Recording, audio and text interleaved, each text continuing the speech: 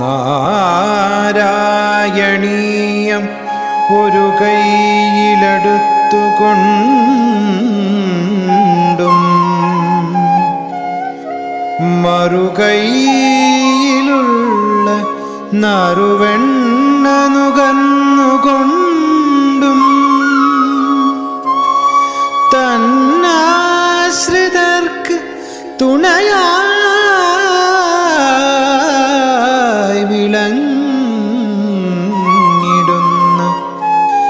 നാരായണീയ ഗുരുവായൂരപ്പ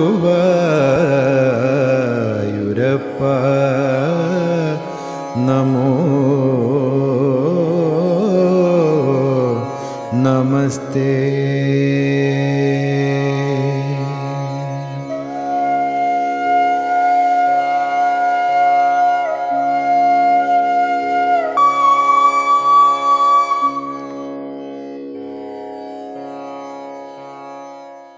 അഞ്ചാമത്തെ ശ്ലോകത്തിൽ ആ രഹസ്യമായിട്ട് ഒരു സ്ഥലത്ത് അവരെ കൊണ്ടുപോയിട്ട് മുമ്പ് രാസക്രീഡയിൽ എന്നതുപോലെ അവരുമായിട്ട് കുറച്ചു നേരം ഭഗവാൻ രമിച്ചിരിക്കുന്നു എന്നാണ് അഞ്ചാമത്തെ ശ്ലോകത്തിൽ പറയുന്നത്.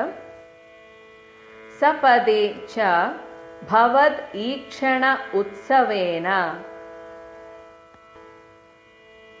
ഭവദീക്ഷണോത്സവേന പ്രമുഷിത മാനഹൃതാം നിദംബിനീനാം അതിരസ പരിമുക്ത കഞ്ചുളീകേ പരിചയ ഹൃദ്യതരെ കുജേ ന്യലൈഷീഹി. സപതി ഉടനെ തന്നെ ഭവത് ഈക്ഷണ ഉത്സവേന അങ്ങയെ കാണുക എന്നതൊരു ഉത്സവം പോലെ ആയിത്തീർന്ന, അതുകൊണ്ട് തന്നെ ഇത്രയും കാലം ഭഗവാൻ വരാഞ്ഞതിലുള്ള ആ ഒരു പ്രണയകോപം പ്രമുഷിതം അതൊക്കെ പെട്ടെന്ന് അങ്ങോട്ട് ഒഴിഞ്ഞുപോയി. അങ്ങനെ മാനഹൃതാം ഭഗവാനെ മാനിക്കുന്ന, വീണ്ടും ആ പ്രണയം തുളുമ്പുന്ന ഹൃദാം ഹൃദയത്തോടുകൂടിയ നിദംബിനീനാം ആ സുന്ദരിമാരുടെ അതിരസ പരിമുക്തം പ്രേമാതിശയം കൊണ്ട് ഭഗവാനെ ആലിംഗനം ചെയ്യുന്ന ആ ഒരു ധൃതിയിൽ പരിമുക്ത കഞ്ചുളീകെ കെട്ടഴിഞ്ഞുപോയ ആ മുലക്കച്ചയോടു കൂടിയതും പരിചയ ഹൃദ്യതരെ ഭഗവാന് പല പ്രാവശ്യമുള്ള ആ രാസക്രീഡയിൽ പരിചയമായിട്ടുള്ളതും ഹൃദ്യതരെ ഏറ്റവും ഹൃദ്യവുമായിട്ടുള്ള ആ ഗോപികമാരുടെ കുജേ അവരുടെ ആ സ്തനമണ്ഡലങ്ങളിൽ ന്യലൈഷീച്ച ഭഗവാൻ ചേർന്ന് കുറേ നേരം രമിച്ചിരുന്നു. അപ്പൊ രാസക്രീഡയിൽ എന്നതുപോലെ അവരെ വീണ്ടും ഭഗവാൻ ഒരു ഏകാന്തത്തിൽ ഒരു സ്ഥലത്തേക്ക് മറ്റുള്ളവരുടെ ശ്രദ്ധയിൽ നിന്നു മാറി അവരെ കൊണ്ടുപോയി അവരെ ആ പഴയതുപോലെ വീണ്ടും അവരെ രമിപ്പിക്കുകയാണ്. അപ്പോൾ ഭഗവാനെ കാണുമ്പോൾ പറയണം എന്നൊക്കെ വിചാരിച്ച പല പ്രണയ കോപം അല്ലെങ്കിൽ ആ കോപത്താൽ മനസ്സിലുണ്ടായി വന്ന കോപമൊക്കെ അതൊക്കെ നിശേഷമില്ലാതെയായി. അവർക്ക് പറയാൻ ഒന്നും ഉണ്ടായിരുന്നില്ല. വീണ്ടും പഴയതുപോലെ ആ രാസക്രീഡയിൽ എന്നതുപോലെ അവർ ഇഴുകിച്ചേർന്ന് അങ്ങനെ രസിച്ച് രമിച്ചിരുന്നു. ശ്ലോകം 5. സപതി ച ഭവദീക്ഷണോത്സവേന പ്രമുഷിതമാനഹൃതാം നിതംബിനീനാം അതിരസപരിമുക്ത കഞ്ചുളീകേ പരിചയ ഹൃദ്യതരേ കുചേ നലൈഷീ. ഹരിശരണം. എല്ലാ നാരായണീയ ഉപാസകർക്കും പ്രണാമം. ശ്രീ ഗുരുവായൂരപ്പനും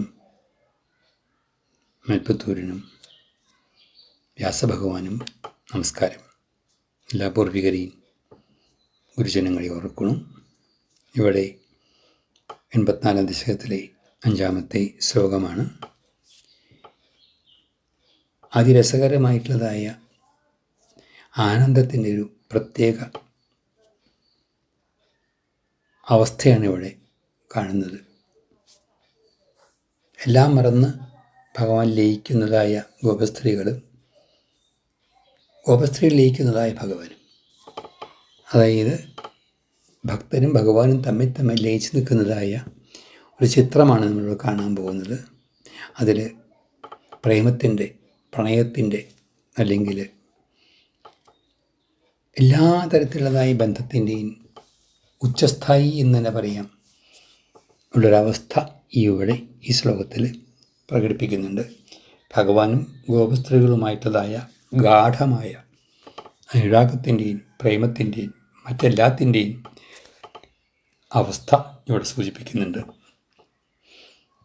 തീർത്ഥാടനത്തിൽ പുറപ്പെട്ടതായ ഗോപസ്ത്രീകൾ ഒരിക്കലും വിചാരിച്ചിട്ടില്ല ഭഗവാനെ കാണാൻ സാധിക്കും എന്നുള്ളത്. നമ്മളും വിചാരിച്ചിട്ടില്ല എന്ന് വിചാരിക്കുക. പെട്ടെന്ന് നമ്മുടെ മുമ്പിൽ ഭഗവാൻ പ്രത്യക്ഷപ്പെട്ട ഒരവസ്ഥ ആലോചിച്ച് നോക്കൂ. അതുപോലെയാണ് സപതിജ പെട്ടെന്ന് തന്നെ ഭഗവാനെ കാണാൻ സാധിച്ചു, ശ്രീകൃഷ്ണനെ കാണാൻ സാധിച്ചു. തൻ്റെ പ്രിയപ്പെട്ട തങ്ങളുടെ പ്രേമത്തിന് ആധാരമായിരിക്കുന്ന അല്ലെങ്കിൽ കാമോസ്ഥാനത്ത് കണ്ടിട്ടുള്ളതായ ഭഗവാനെ ദർശിച്ചതോടുകൂടി ദർശിച്ച സമയത്തുണ്ടായ അവരുടെ ആനന്ദത്തിനെയാണ് ഇവിടെ സൂചിപ്പിക്കുന്നത്. നന്ദഗോപരോടും മറ്റുള്ളവരോടും പെരുമാറുന്ന സമയത്ത് തങ്ങളെ മാറ്റി നിർത്തുമോ എന്നൊരു ഭയം അവർക്കുണ്ടായിരുന്നു. പക്ഷേ എല്ലാവരെയും മാറ്റി നിർത്തി ഭഗവാൻ അവരുടെ കൂടെ കൂടി വിജനമായ സ്ഥലത്തേക്ക് അവരെ കൂട്ടിക്കൊണ്ടുപോയത് തങ്ങളുമായിട്ടുള്ളതായ ഒരു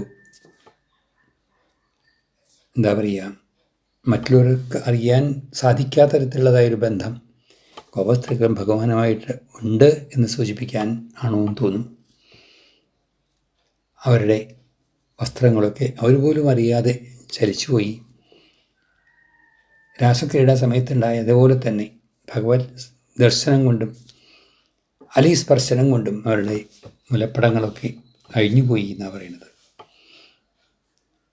ചുരുക്കത്തിൽ പ്രേമഭക്തിയുടെ അതിസുന്ദരമായ രംഗമാണ് ഇവിടെ വർണ്ണിക്കുന്നത്. അതായത് ബാല്യകാലത്തിൽ ഏറ്റവും കൂടുതൽ, അല്ലെങ്കിൽ തൻ്റെ കൗമാരത്തിൽ എന്ന് തന്നെ പറയാം, ഏറ്റവും കൂടുതൽ ഇവരുടെ അടുത്ത് പെരുമാറിയിട്ട് ഇവരുടെ ഒട്ടിച്ചേർന്ന് ജീവിച്ച ശ്രീകൃഷ്ണ ഭഗവാന് അതേ ഒരു ഭാവം തന്നെ ഇപ്പോൾ വീണ്ടും ഉണ്ടായപ്പോൾ അവരെല്ലാവരെയും ഗാഠമായി ആലിംഗനം ചെയ്തുകൊണ്ട് ഇവിടെ വട്ടരിപ്പാട് ആ സ്ഥലങ്ങളിൽ ലയിച്ചു എന്നൊക്കെ പറയുമ്പോൾ അതിൽ ലൈംഗികതയുടെ ഒന്നുമില്ല. ഹൃദയവും തമ്മിൽ ചേർന്ന പോലെ, ഭഗവാനും ഭക്തനും തമ്മിൽ ലയിച്ച പോലെയുള്ളതായൊരവസ്ഥ ഇവിടെ വർണ്ണിക്കുകയാണ്. സർവ്വദുഃഖവും മറന്നു വിരഹദുഃഖത്തിൻ്റെ ആ ഒരു ദുഃഖഛായ മറന്ന് ഭഗവത് സാന്നിധ്യത്തിൻ്റെ, സാമീപ്യത്തിൻ്റെ ആനന്ദം അനുഭവിക്കുകയാണ് ഗോപസ്ത്രീകൾ. തീർത്ഥാടനത്തിൽ വന്നത് ഇതിനായിരിക്കാം എന്ന് പോലും തോന്നും. പലപ്പോഴും ഇത്തരം കാര്യങ്ങൾ നമ്മുടെ ജീവിതത്തിൽ ഉണ്ടാവാറുണ്ട്. അപ്രതീക്ഷിതമായിട്ടുള്ളതായ ആനന്ദാനുഭവങ്ങൾ ഭഗവത് അനുഗ്രഹം കൊണ്ട് ഉണ്ടാവാറുണ്ട്. പലപ്പോഴും തീരെ പ്രതീക്ഷിക്കാത്തത്. അത് അനുഭവിച്ചവർക്കറിയാം. ഏതായാലും ഗോപസ്ത്രീകളോട് അവരുടെ ആ പ്രണയകലഹമൊക്കെ മാറ്റി അവരെ തന്നോട് ചേർത്ത് നിർത്തി ആലിംഗനം ചെയ്തുകൊണ്ട് അവരിലൊരാളായി മാറി ഭഗവാൻ. ഇതിനും പിൻഭാഗത്തും ഇതിൻ്റെ പിന്നിലും ഒരു കാരണമുണ്ടായിരിക്കും. കാരണം തന്നോട് ചേർത്ത് നിർത്തിക്കൊണ്ട് എന്നും തൻ്റെ തത്വം അവർക്ക് രഹസ്യമായിട്ട് പറഞ്ഞു കൊടുത്തുകൊണ്ട് അവരെ നിത്യാനന്ദത്തിലേക്ക് നയിക്കണം എന്ന് ഭഗവാൻ വിചാരിച്ചിട്ടുണ്ടാവണം എന്ന് വേണം ധരിക്കാനായിട്ട്. നമ്മൾ വിചാരിക്കണം ഒരു പ്രത്യേക സ്ഥലത്ത് പ്രത്യേക അവസ്ഥയിൽ ഉള്ളതല്ല ഭഗവാൻ. എല്ലാ അവസ്ഥയിലും എല്ലായിടത്തും ഉള്ളതാണ്. നമ്മുടെ കൂടെ എന്നും ഉള്ളതാണ്. നമ്മളും ലയിക്കേണ്ടത് ഭഗവാനിലാണ്. ഹൃദയത്തോട് ചേർത്ത് നിർത്തേണ്ടതും ഭഗവാനെയാണ് എന്ന് സൂചിപ്പിക്കുന്നുണ്ട് ഇവിടെ. എല്ലാവരും ചിന്തിക്കുക. ഇതിൽ മറ്റൊരു വിപരീത ചിന്ത വരാതെ ശ്രദ്ധിക്കണം.